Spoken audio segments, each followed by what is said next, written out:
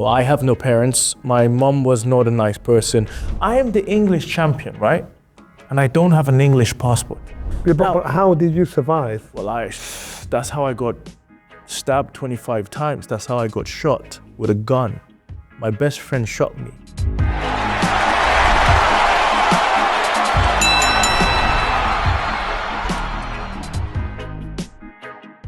Tell us your story. How long, first of all, where are you from? How did you end up here in the UK? Yeah. I know you've got a really interesting story now, and the boxing's great, you know, it's just a part of your life. But your story, it's a film, it's a book. Film, yeah. It's a heartbreaking, down. I think the story's far from over. Give us a peep. Well, I'm actually writing a book about my life. And in that book, there are minute details of how I saw a woman got burnt alive, how I saw a man fitted with tires and petrol and then lit it on fire, and he's running around trying to escape the fire that's on his body.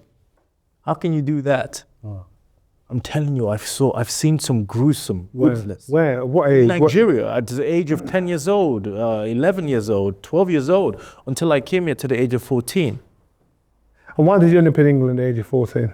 Well, why did anyone end up in England? They want a better life. But the thing is, right, I didn't know what I wanted. I was a kid. But I was a man before I became a kid, because life in Nigeria will grow you up quicker than a life in London. You know what I'm saying, right? Because here, everyone is gifted with PlayStations and food and life. You go to the shop, you can do whatever. But in Nigeria, you miss one step, you will pay tremendously for it. Did you come here with your parents? How? No, I have no parents. My mom was not a nice person. My dad, he had family elsewhere. So he came to Nigeria to make some money in business, and all of a sudden, he found a woman that's pretty, and I came out.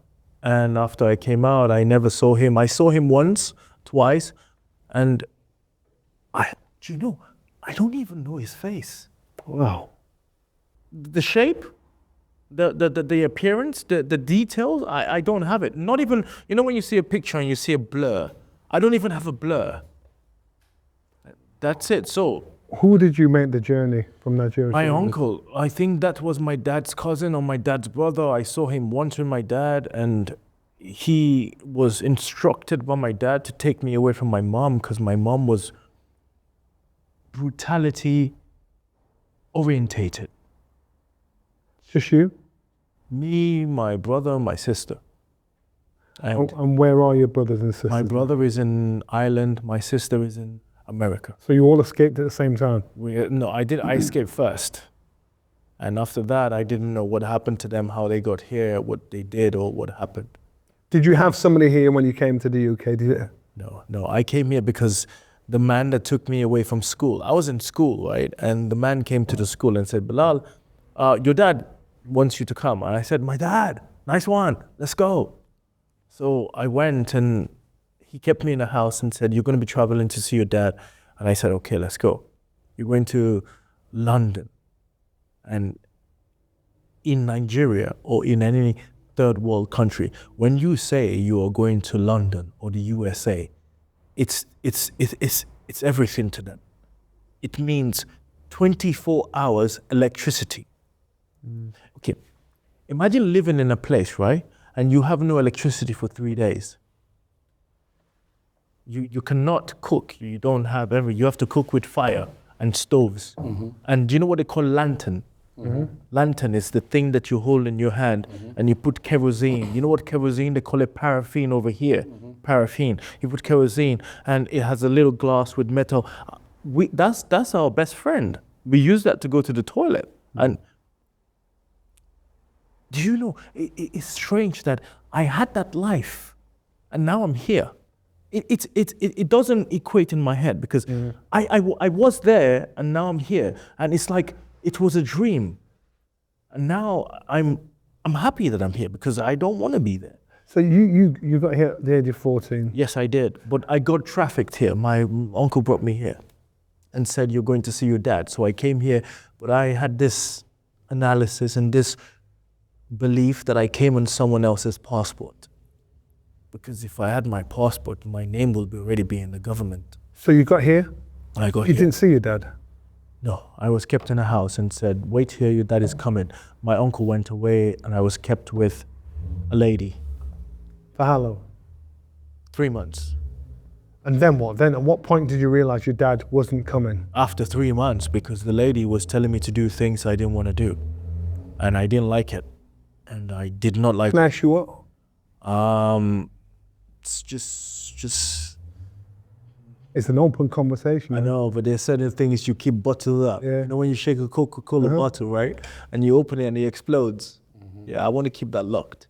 And so at 14 years old, you're brought on over to England, and the false pretenses, but you're sent to the promised land. Yeah. The promised land being London. And unfortunately, we here don't realise how lucky we are. Fortunate you are. Yeah. You have no idea. So my coach Brendan said, England, like it or not, is the best country in the world because you'll always have a roof over your head and food in your belly. If you want it. Yes. If you want it. We take it for nah. But then when you hear stories like this, you think, be wow. happy. And I remember coming from to Gatwick Airport and somebody getting stopped at customs, and she was devastated because she was coming back and they were sending her back. Absolutely devastated. You have no idea. So how did you find your way? How did you find your path? What was your? So then you're doing things you don't want to do. You're living with a woman that you don't really know. How did you end up not getting in trouble? Well, I did get in trouble. I did. I was a conundrum. I was ruthless, but with intelligence. I was driven, but without purpose. I had vision, but I didn't have a point of destination. Do you understand? I had the fire, but the fire was just burning everywhere. I didn't know how to channel it into anything. Now we're going to come into that. Boxing allowed me to channel that. I was in the house and the kids were going to school and I wanted to go to school, and I couldn't. So I ran out of the house. And I was running so far that I got to the point that I could not run back. Even if I wanted to go back, I couldn't figure out the way back because I wasn't allowed to leave the house. I haven't left the house in months. So now I got to the streets and a man, I was sitting in, I think it was Tesco or Sainsbury's, in front of the door. I was hungry. And the cash point, a man was there and I was just standing there and I looked like I was a beggar, but I wasn't. I was dressed up nice and I didn't look like I was drugged up. I was a kid. And the man said, what happened? And I said, I did not want to go back to where I came from. And he said, why? I said, it wasn't a nice place. And he said, can I take you back and talk to them? I said, I can't remember. And then he took me to a building called the Social Services. And after that, I became a number. F1062852. You remember it even now? It's my number. I'm still that number. Because I have the reference to the Home Office. So where did they place you? Now you're probably 15 years old. Where did they place you? What did they do? I was 15. So they placed me in a building that had so many kids there, but under 16. It's called Chalver Lane. Okay, Chalver Lane in Hillingdon. I lived there. They did my laundry for me. I was fascinated that how can someone do my laundry? They gave us food every 3 times a day, and I didn't have to wash the plates. Do you see? Mm-hmm. This is why I say everyone here is spoiled. Mm-hmm. They washed my clothes for me. I put it in a basket. They cooked for me. The moment I finish, the food is there, I go take it, I put it there. I never had that luxury, you know what I mean, right? Mm-hmm. So then, I finished eating, they said, leave the plate there, we'll take it for you. We get money every week, and we don't even need to spend the money. So I was like, okay, what's going on? This is not normal. Okay, so I then decided that, what am I going to do with my life? Then I said, okay, let's go to school. Because then I felt safe for the first time in my life. I never felt safe with my mom. I felt safe in that building, Chalver Lane. I can never forget that. Even today, right? I'm an Uber driver now. I drive Uber for a living, okay? I drive my car through the area that I grew up in, and it's an hour away from where I live currently. Mm-hmm. There is a reason why, because it reignites that feeling that don't forget where you came from. Mm-hmm. And I humble myself even more when I go back there. And the place is still there though. It's still there. Do you you say you have sons now? I have 2 kids. Two. And do you try to pass the messages, the lessons, the appreciation onto your children that you've learned in years coming through? Well, the thing is, it's not that I'm trying to pass it. I am that. They know the story. They No, understand. they don't. They don't have the intelligence to digest those kind of information. Yeah, they don't know who It's I not am. real to them, is it? Yeah, they don't even know what an asylum seeker is. Their kid, he will know. They will know at some point. I have a 3 years old and a 9 months old. All they're thinking about is sweets and chocolates. Yeah. But tell me how you ended up in the boxing gym. I did some work, made some money from 15, 16, 17, 18. While I was doing that, I was going to uni. I mean, not uni, but going to college, right? Now, nobody told me that, dude, Bilal, you need to go to A-levels or GCSEs first because this is the curriculum. So it's like, they take a kid to a shopping mall and say, buy whatever you want, rather than buy this one because this is good for you.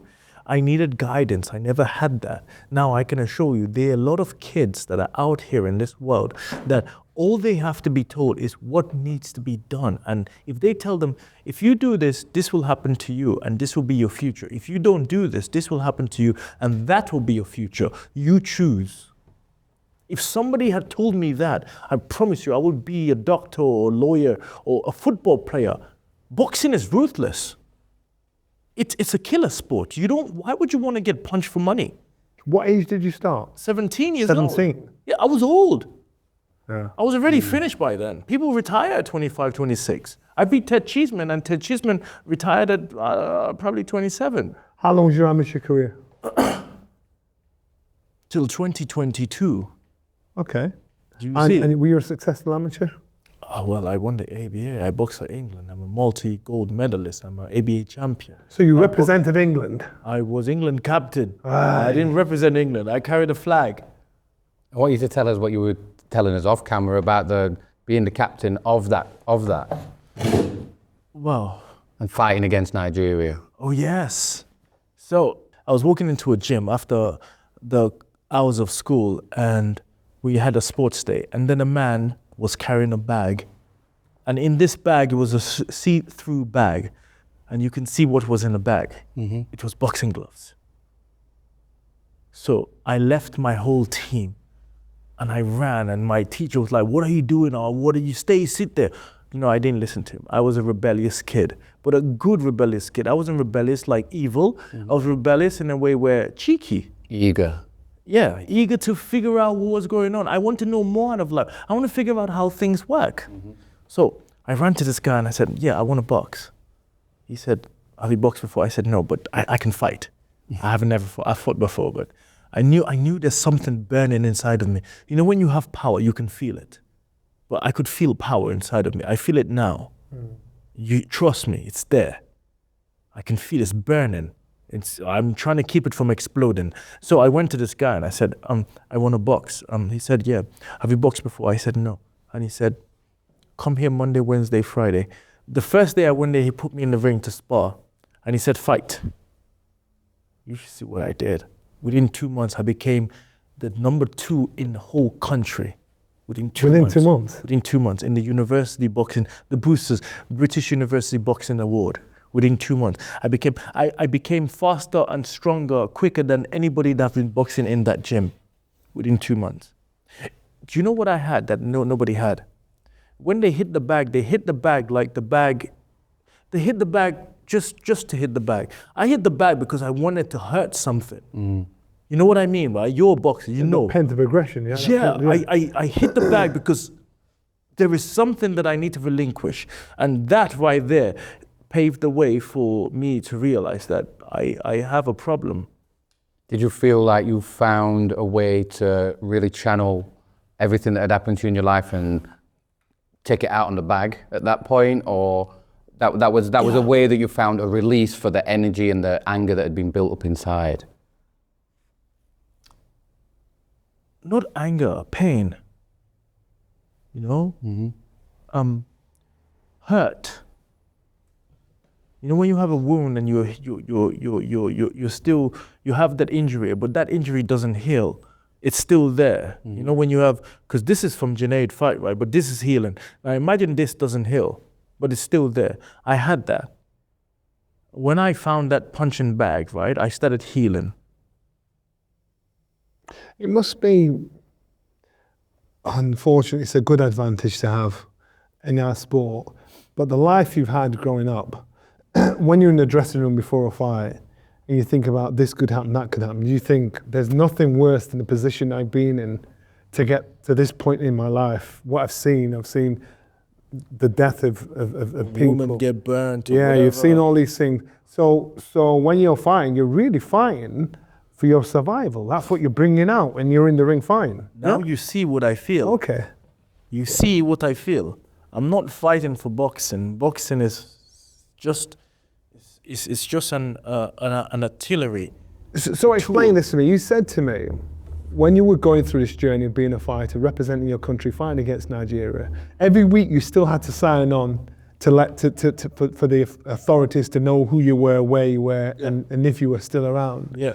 And even though you were representing this country, I was around the world. I want to say a big thanks to our sponsors, Bet Goodwin, for supporting that boxing show. Now, if you're interested in having a little flutter, or as I call it after my dad, Benji's Bets, Bet Goodwin's the place to be. Check out Bet Goodwin using the QR code on the screen.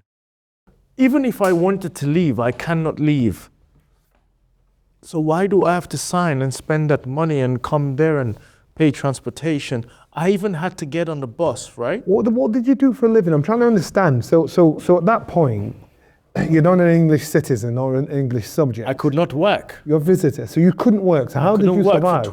I couldn't work for about 17, 18 years. For 23 years, actually. You legally couldn't work? I legally, if I worked, I would have been arrested. It was written on my contract, on the piece of paper, the documentation that they presented to me. You sign here once a week. You're not allowed to go to school or university or do anything. You're not allowed to work. You're just allowed to wait until we decide. 17 years? Yeah, more than that, because I was here from 14, right?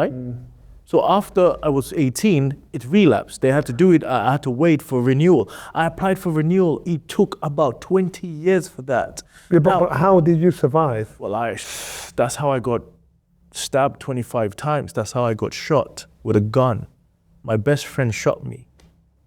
My best friend. Because of the life it pushed you in? Because of the life that chose me. I didn't choose that life. I was a kid. I was a young kid. I wanted more out of life. I saw everything that I wanted is right there, but I couldn't take it. And everybody had the opportunity to take it and nobody took it. And I wanted it. I saw it. It's easy for me. All I had to do was work and I couldn't work. So I find an alternative. So because you had no other choice. I had no other choice. And you weren't worried about... How was I supposed to pay rent? How was I supposed to survive? You know, I lived on the streets. When they cut me off and they say, you're 23 now, we cannot give you support anymore. I married someone. Once I married that person because I had this belief that I'm in love. No, I was in love, but I married that person, right? Justine Duffy. Oh, I miss her. She's rather pretty. I married her, and when I married her, it was for love, but I had this belief that once I married her, I could work. And I was still young at this time, but not old as I am now. The Home Office turned around and said, we cannot give you a visa, even if you're married to a British citizen. I said, why? Because they said you don't have a country of origin. You don't have a status.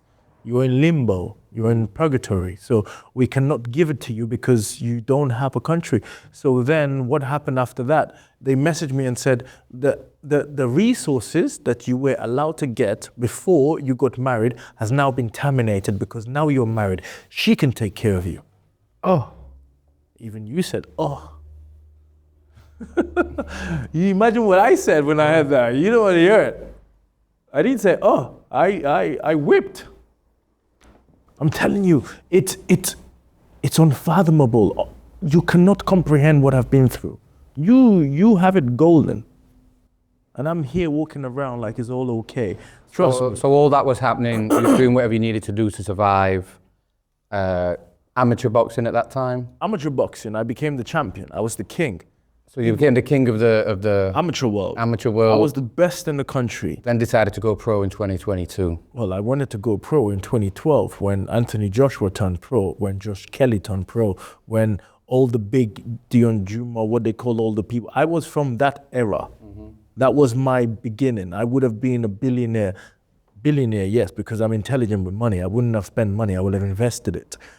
I would have been comfortable right now, but I'm still picking up the crumbs right now because I started 2 years ago. So I tell you, I came out from that era. Now, I was chosen for Olympics. I was chosen to represent Great Britain to fly abroad to qualify for the Olympic twice. You couldn't fly abroad because you had no passport. Now you get it. Now you get it. So Frank Warren turned around and said, okay, well, this guy's amazing. He's won this, he's beat that. He even beat Ted Cheeseman. The people that Matchroom said, I beat Ted Cheeseman for Matchroom, right? Right? And when I got papers, Matchroom didn't sign me. And then I beat, again, Junaid Boston from Matchroom. I'm a threat. It's just that I'm a risky bet, and I'm old. Old. They think I'm old. You're, but I 30, you're 37 years old with a young mind and heart. And Chris Eubank Jr. is 36. He's not old. yeah, exactly. So when you're saying old, you're 37. You're No, probably, but they how many have miles this. you got on the clock? I have unlimited miles. I believe that. I believe it too. I feel it. Yeah. Again, we touched on it, and something that happened to my brother, who's been in this country for, about 55 years, and he wasn't as bad as you. He got a letter saying he was going to get deported back to Jamaica. Wow. How long has he been here for? Well, he's 76. He's been here since he was 16 years old. Wow, that's worse Since he than was me. 16 years old. So, and this happened when he was 72,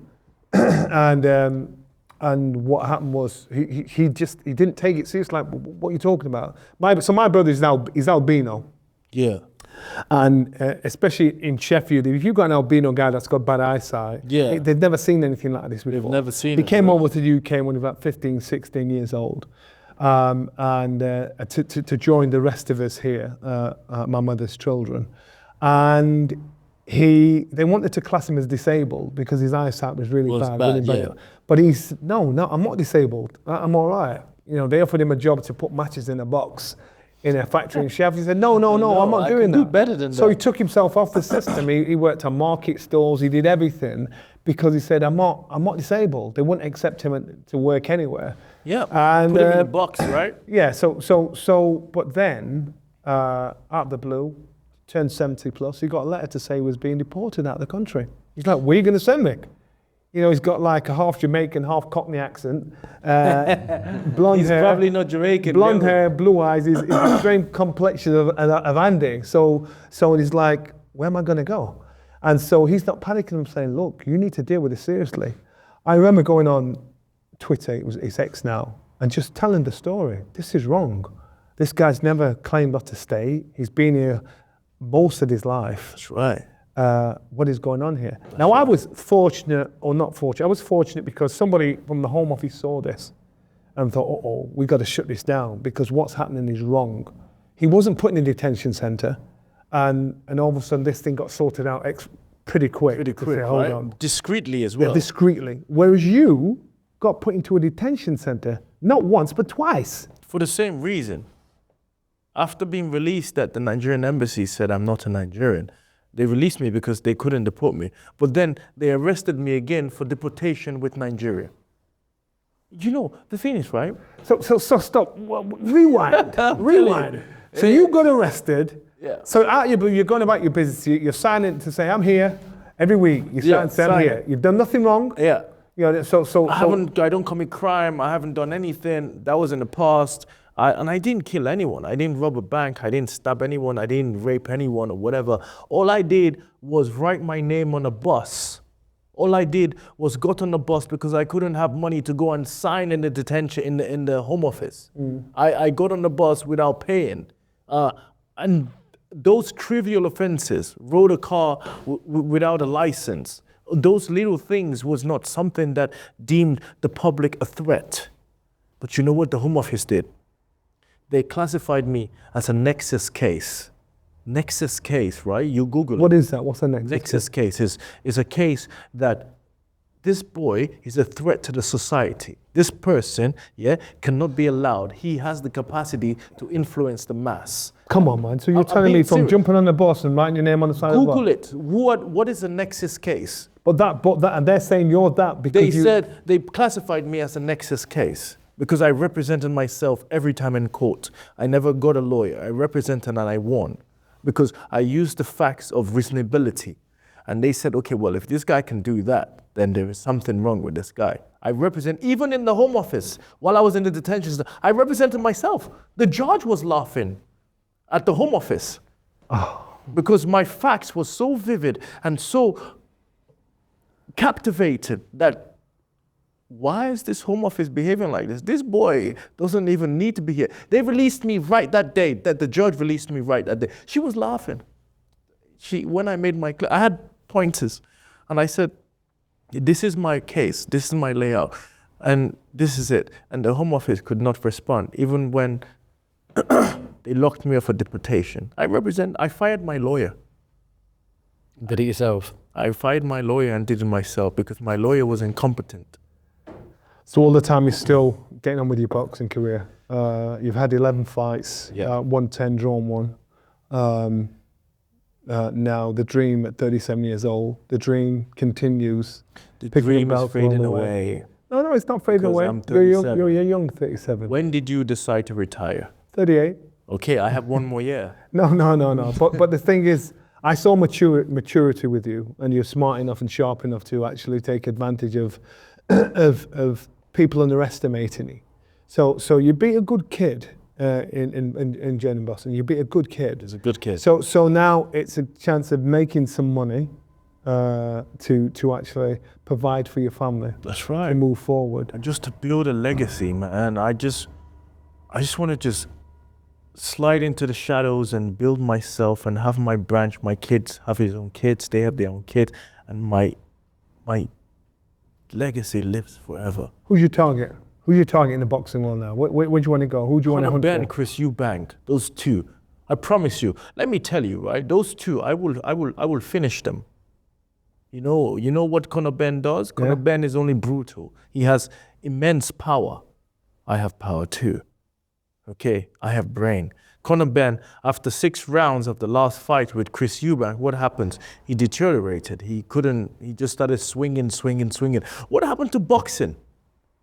What happened to, tap, move, play a trap, let them hit, you come back from that? What happened to waiting for them to throw a jab because you know you have something that you want them to do? You want them to throw a jab. The problem is, you may be too smart for your own good.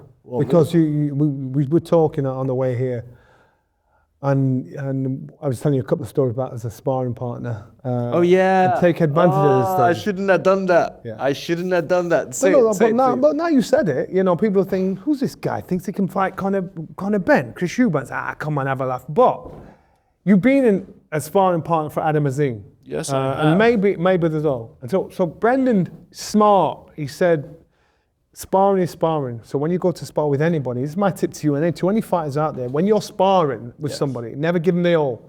Never give them the all. Tip and tap. Light the shots. See what they've got. See how strong they are. You're assessing. Make sure you put a performance up so they think they're still in control. If you can control an opponent without them knowing you're controlling them, they've got them. Every time I got an opportunity to fight for a European title twice, won it twice, 10 years apart, got a crack to fight somebody, they thought, I'd sparred, the last time I boxed a European title, I was actually sparring with the champion 2 weeks before. And he was to box somebody else. But I'd phoned Brendan every night. I said, Brendan, this guy's a bully, he's no good. He said, do not beat him up. Just take your time. So I tap, move, slip, throw the shots, and I'm thinking, is this it? So I flew home on the Saturday. Yes. And the fight against his opponent was the Saturday after. And his opponent pulled out on the Tuesday. And then you got the call on Wednesday. I got the call. If they needed an opponent and sold tickets, I got the call on Wednesday because this guy's thinking, Johnny Nelson, I spar him. I can take him Easy out. peasy. I could take him out. I stopped him in 7 rounds. And what I'm saying to you is, when you're getting in with people like Adam Azim and people like, and you're getting a chance to spar with these people, You've got to be smart. I'm learning. Because it's your chance at 37. You've got to catch learning, man. I'm learning. I'm telling you, look, I think I'm smart, but sometimes there are things that the smartest people make the stupidest mistake. Yeah.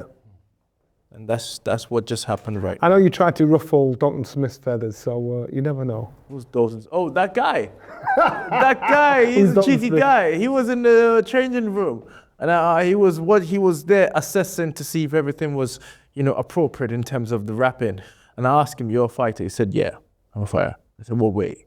He said, I'm this weight. And I said, you're the weight below me? He said, yeah. And I said, you better not come up to my weight. And he said, you better not come down to my weight. So I think that fight has to happen. My advice to you is try and cause as much disruption and upset with all the people that have got the headlines. Because you need them to try and make you shut your mouth. So you've got to embarrass them. You've got to show out. No one shuts my mouth. I shut their mouth. But let them. I have the English title right here.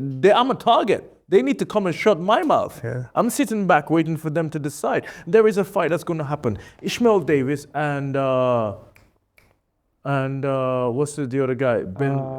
Ishmael Davis is fighting for the British. Yes, he is. Yeah, God, I can't remember. Ishmael Davis and I can't remember the other guy, but the British board needs to sanction that the English fighter fight the British fighter.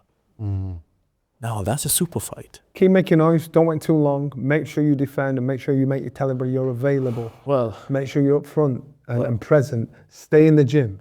I am in the gym. Make it your lifestyle. I'm telling you, I took 3 weeks off because I couldn't hit with this hand. Yeah. But now it's healed. I mean, I'm gonna try hit that after this. Bilal, before we go, when will we see you in action again? I think Matchroom will decide that. Because now, do you understand? I'm signed to create Goodwin, right? And I said, Goodwin, after this fight, I want to fight. You know what Goodwin said? Bilal, I can't give you fights anymore. I don't have the capacity to support you. You've outgrown him. Yes! And for Steve Goodwin to say that, he's a humble guy. He said, you're too big for me now. Like you're a TV fighter now. You're not a small hall fighter. Like people know you. And I looked at him and I said, wow, this guy, he has my best interest at heart. So I'm an entertainer. You watch my fight, right? I'm something that is like a movie. I'm not like, bang, bang, or, weird and stuff. When I get in the ring, right? I'm a showman. There is something that I possess that most people don't have it. Sugar Ray Leonard, Sugar Ray Robinson, Rocky Marciano, Muhammad Ali. Call him out, baby. Call him out. Exactly. Trust me, I have all the attributes that they have. You watch my last 3 fights, you will see it. I'm not just saying it, and it's not something that happens occasionally. It's consistent. My performance is entertaining to the point where... Have you got a message for the potentials out there before you go? Oh. There you go, the middle camera, it's all you. Well, the potential fighters. Well, I think if you guys were running away from Junaid Boston and I did what I did to Junaid, you best believe what I will do to you will supersede Junaid. Woo! That's that boxing show with me, Johnny Nelson. Do you understand? And Bilal, this guy doesn't stop. He doesn't stop. Just swagger, look swagger, and talks for England. Of course. I am the English champion, right? And I don't have an English passport. How crazy is that? I'm an English champion, right? I have a funny feeling this guy can cause trouble in an empty room. I'm telling you, I'm an English champion, right? And I don't have an English passport.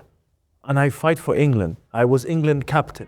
I represented the country. I even bled for them. I fought against Germany. I fought against Nigeria, against Ireland, and I've never lost. And I don't have an English passport. I like you. Touch me.